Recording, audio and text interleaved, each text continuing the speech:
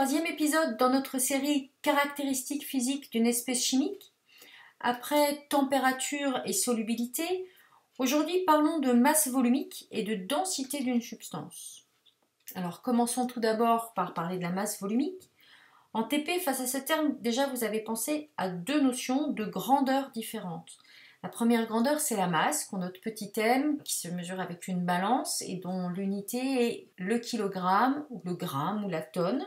Et puis, autre grandeur, le volume, que l'on mesure avec une éprouvette, une pipette ou une fiole, et dont l'unité est le litre, ou le millilitre, ou encore le mètre cube.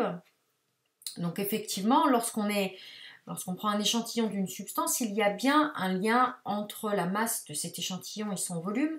Justement, ce lien, c'est la masse volumique. Alors, pour comprendre cette notion de masse volumique, ce que je vous propose, c'est d'utiliser un petit simulateur que vous aussi, vous pouvez retrouver à cette adresse.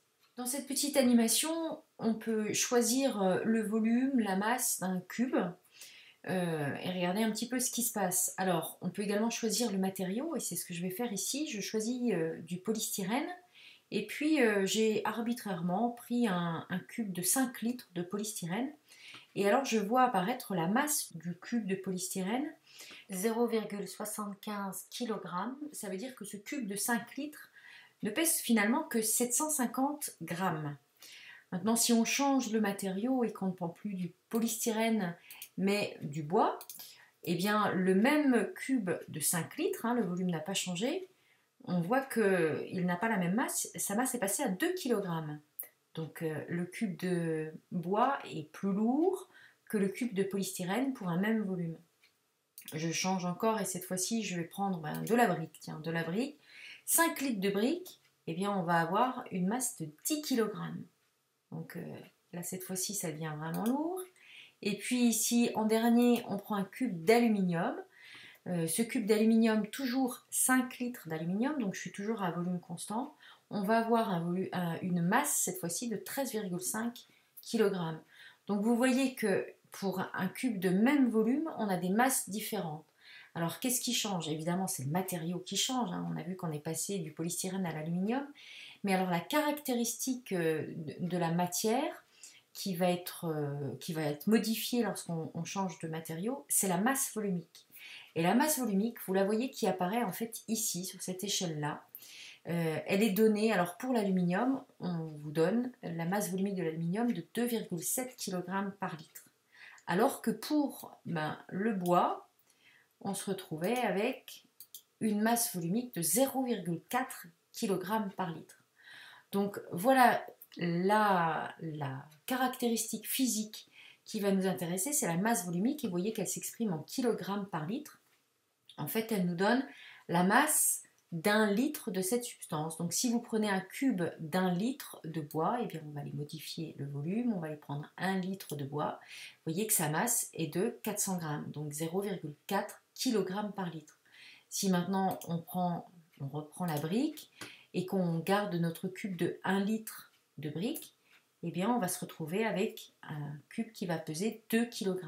Donc on a bien une masse volumique de 2 kg par litre. Voilà, donc on va pouvoir écrire une relation entre masse, volume et masse volumique. Alors déjà, on va utiliser un symbole spécial pour la masse volumique, c'est la lettre grecque ρ, donc que vous devez apprendre à écrire quand bien même vous ne faites pas de grec.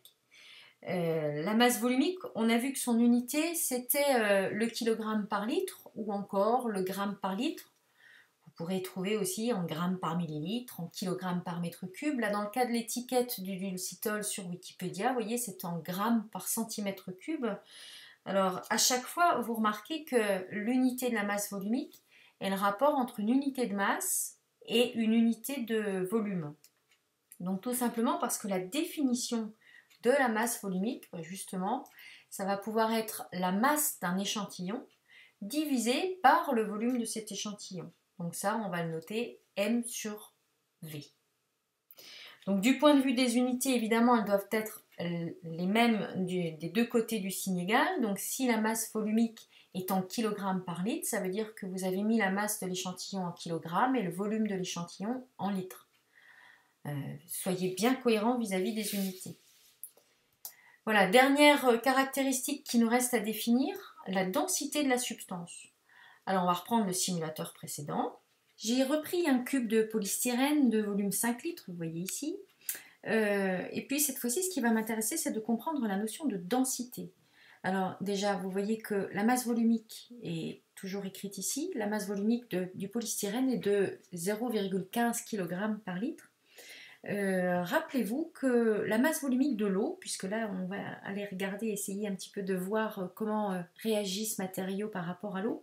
Rappelez-vous que la masse volumique de l'eau est toujours à température ambiante de 1 kg par litre. C'est-à-dire que si vous prenez 1 litre d'eau, il va peser 1 kg. C'est d'ailleurs un résultat que vous gardez assez facilement en mémoire. Donc on va aller regarder un petit peu comment réagit ce matériau lorsqu'on va aller le mettre dans l'eau. Bon. Cube de polystyrène, vous ne devez pas être particulièrement surpris, il flotte à la surface de l'eau. Alors pourquoi? Parce qu'en fait, la masse volumique du polystyrène, regardez, 0,15 kg par litre, est inférieure à celle de l'eau. La masse volumique de l'eau est de 1 kg par litre, donc ça fait beaucoup plus que 0,15 kg par litre.